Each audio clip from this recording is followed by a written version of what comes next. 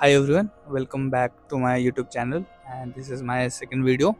इस वीडियो में मैं डिटेल में बताऊंगा कि क्या कैसे किया था मैंने, तो आपको थोड़ा और आइडिया लग जाएगा। पहले वीडियो में शायद मैं उतने अच्छे से बता नहीं पाया था और बहुत जल्दीबाजी थी, नर्वसनेस थी, इसमें थोड़ा कंट्रोल है। इस वीडियो में मैं बताऊंगा कि मैंने कैसे किया, क्या किया। ठीक है, तो हाँ, पहली बात कि ये थोड़ा सेटअप अलग है और मैं घटिया सी जगह पे हूँ, वीडियो बना रहा हूँ, दिखा सकता हूँ मैं। तो ये रहा घटिया सी जगह मेरी लाइब्रेरी की, जहाँ पे हाँ, लास्ट टाइम जहाँ वीडियो बनाया था मैंने, वहाँ पे अभी लोग हैं, तो मैंने सोचा कि नहीं बनाऊँ। ठीक है, बहुत बकवास होगी। अब स्टार्ट करते हैं। देखो, स्टार्ट किया था मैंने, मेरे को पहले कुछ नहीं आता था, ज़ीरो पे था मैं, कुछ नहीं पढ़ा था, ना सिलेबस का कुछ देखा था, ना सिलॉजिज़्म आता था कुछ, ना इनइक्वालिटीज़ आता था कुछ। पहले दिन जाके मैंने मॉक दिया था, तो मौका मुझे कुछ 25 या 30 नंबर आए थे। तो कैसे उससे मुझे आइडिया लग गया था कि हाँ, मेरी प्रिपरेशन कितनी है, मेरे को क्या-क्या इम्प्रूव करना है। तो उस हिसाब से मैंने मतलब बेसिकली इम्प्रूव किया था खुद को एंड और मतलब जैसे समझो कि मेरे को दिख गया कि हाँ, सिलॉजिज़्म में ना नंबर ला सकते हैं, तो मैंने सिलॉजिज़म्स को प्रैक्टिस किया और फिर उसमें मार्क्स लाए। जैसे इनइक्वालिटीज़ में नंबर ला सकते हैं, तो उन पे प्रैक्टिस किया और उसमें मार्क्स लाए। तो ये बेसिक ओवरव्यू था कि मतलब मैंने स्टार्टिंग में ही मॉक दिया था एंड फिर धीरे-धीरे उससे मेरे मार्क्स बढ़ गए थे। लाइक स्टार्टिंग में कितना 25 या 20 आते थे एंड फिर उससे फिर मार्क्स बढ़ गए थे। लाइक मोस्ट ऑफ यू, मुझे भी बहुत कन्फ्यूजन हुआ था स्टार्टिंग में और वो होता है, इट्स नेचुरल। कन्फ्यूजन होता ही है यार, स्टार्टिंग में 3-4 महीने तो बहुत कन्फ्यूजन होता है, तो सबको होता है कन्फ्यूजन बेसिकली एंड इसमें इतना ध्यान नहीं देना। तो मैं अपना बताता हूँ मैंने कैसे किया था। तो मेरा इंग्लिश में मतलब नॉर्मली था, कुछ नहीं आता था मुझे। रीज़निंग का भी कुछ नहीं आता था, मैथ्स बेसिक ही आता था। ठीक है, तो फिर मैंने मॉक से देखा कि क्या-क्या कर सकते हैं। अब मैं बताऊँगा कि इंग्लिश को कैसे अच्छा किया मैंने, आप लोग उससे आइडियाज़ ले सकते हो अच्छे से, ठीक है? तो देखो, इंग्लिश में 120 रूल्स तो अच्छे से करने हैं। ठीक है, मैं फिर से रिपीट कर रहा हूँ बट ठीक है, वो इतना इम्पोर्टेंट है तो रिपीट करना जायज़ बात है। तो 120 रूल्स अच्छे से कर सकते हैं। आपके पास टाइम है तो आप फाउंडेशन कोर्स भी कर सकते हो, उसका यूट्यूब पे प्लेलिस्ट है। और मैंने क्या किया था, मैंने उनके नोट्स बनाए थे और मतलब हर महीने 1-2 बार तो मैं देख ही लेता था ऐसे नोट्स को। तो कुछ-कुछ चीज़ें होती हैं यार जो मतलब एग्ज़ाम में आती हैं और फिर अपने को मतलब कन्फ्यूज़न होता है। जैसे one of the boys, one of the boy, न neither of the boys are, neither of the boys is. तो इसमें बहुत जो इज़ और आर वाले वर्ब्स होते हैं ना, वो बहुत कन्फ्यूज़न क्रिएट करते हैं। तो उनके लिए मतलब रिवीजन बहुत इंपॉर्टेंट है। उससे समझ आएगा कि सिंगुलर वर्ब आएगी या प्लूरल आएगी, या तो verb according to nearest subject या पहले वाले में आएगी। जैसे X along with his team is doing great. तो ये ऐसे होता है। तो वही बेसिकली आइडिया ये है कि रिवाइज करते रहो, उससे ये सब हेल्प मिलेगा।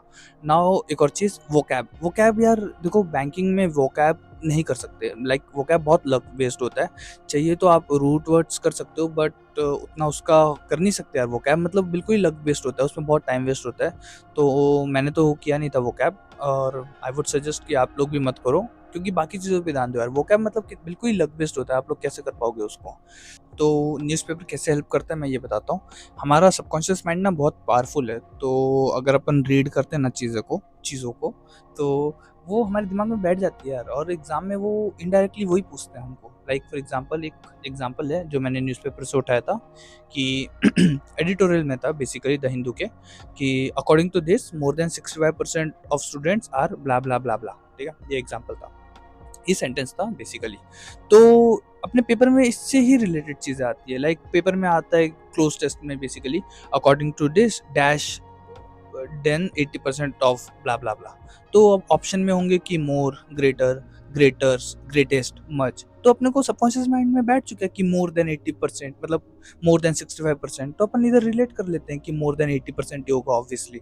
तो इस तरीके से न्यूज़पेपर हेल्प करता है। और ऑल्सो हमको ना समझ जाता है यार कि कुछ गलत सेंटेंस है ना, इतना रीड करते हैं ना हम, तो उससे समझ आ जाता है कि नहीं यार, ये गलत सेंटेंस है, ये मतलब नहीं रजिस्टर हो रहा। तो उससे एरर डिटेक्शन में भी हेल्प होती है। Like I R very best, अब ये कोई सेंटेंस थोड़ी हुआ।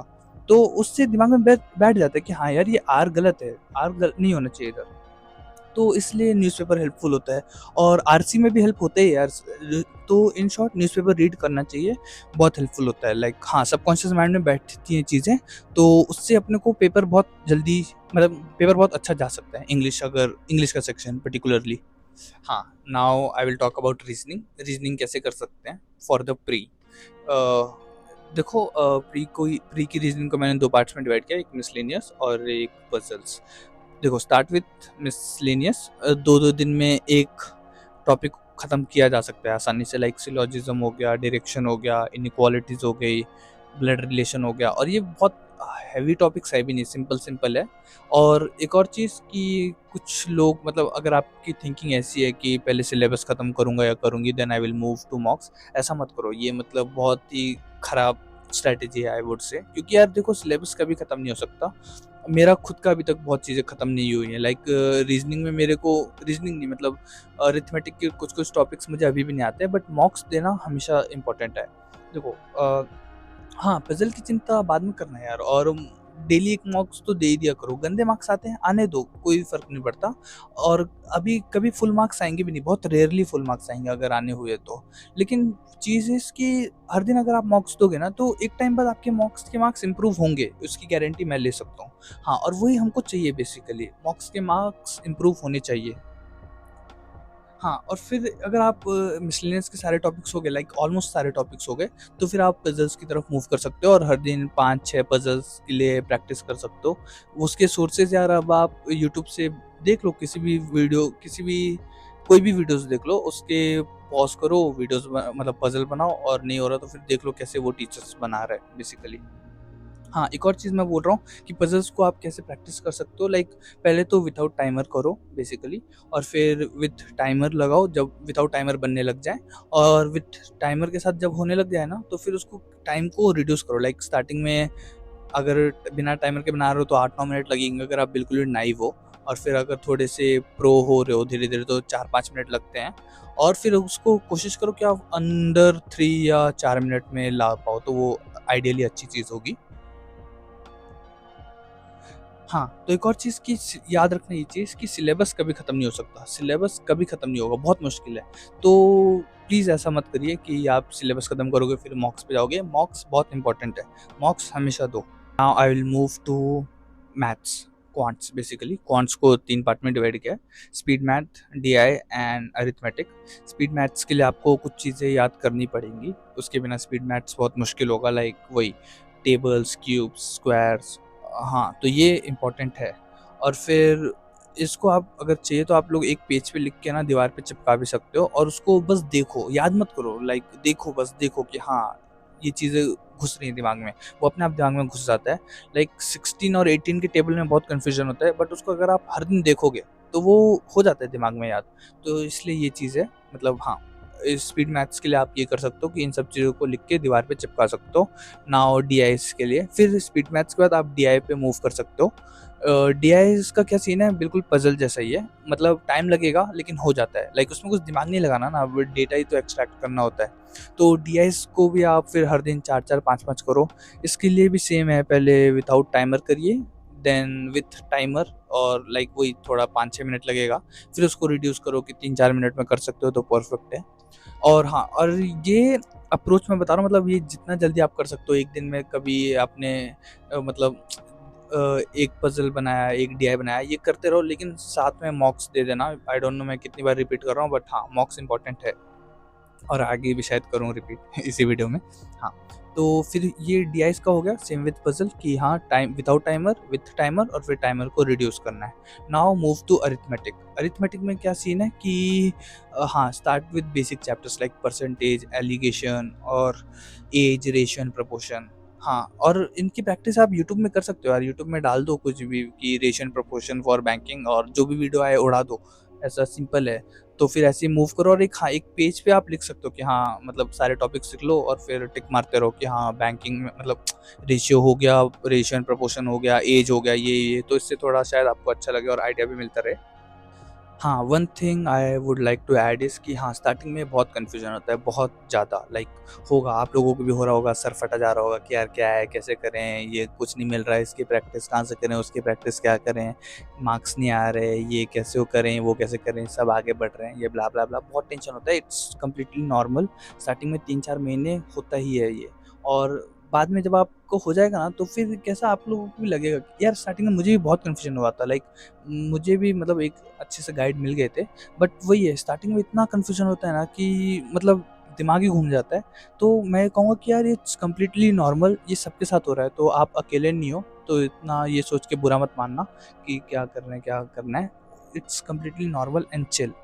और हाँ, होता है टेंशन यार, होता रहेगा, अब उसको आप कुछ नहीं कर सकते, बस यूट्यूब पे डालो, उसके लिए अब आप कन्फ्यूज़न को दूर करने के लिए वही कर सकते हो कि एक पेज पे लिखो कि क्या-क्या टॉपिक्स हो गए हैं, क्या-क्या बाकी हैं, बस और उस पे टिक मार्क करते रहो, तो उससे शायद थोड़ा कन्फ्यूज़न कम हो, वरना हाँ, कन्फ्यूज़न तो सबको होता है और इट्स नॉर्मल, तो उससे डरना मत। हाँ, one thing I would like to add is कि टीचर स्विच मत करो, लाइक इससे ये पढ़ता हूँ, उससे वो पढ़ता हूँ, इससे बस और कन्फ्यूज़न ही क्रिएट होगा। ऐसा कुछ भी तुम बहुत बड़ा मिस नहीं कर दोगे, लाइक ए से पढ़ा तो बी ने कुछ अच्छा पढ़ा दिया होगा, ऐसा कुछ नहीं होता। पढ़ना तुमको ही है।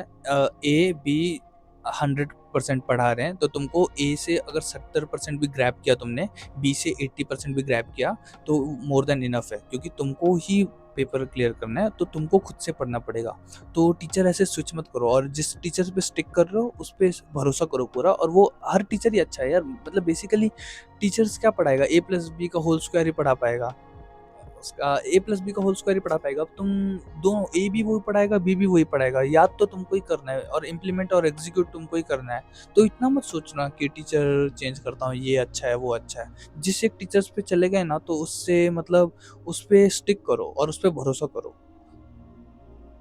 हाँ, और एक और चीज़ कि यार फोमो होता होगा स्टार्टिंग में कि यार इस टीचर ने अच्छा पढ़ा दिया, उस टीचर ने अच्छा पढ़ा दिया।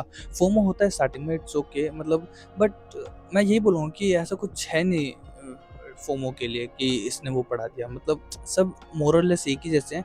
तुम पे डिपेंड करता है कि तुम कैसा पढ़ रहे हो। तो बस इसका यही था पॉइंट। और हाँ, अभी मेंस ये था प्री के लिए, प्री में कैसा बना सकता हूँ।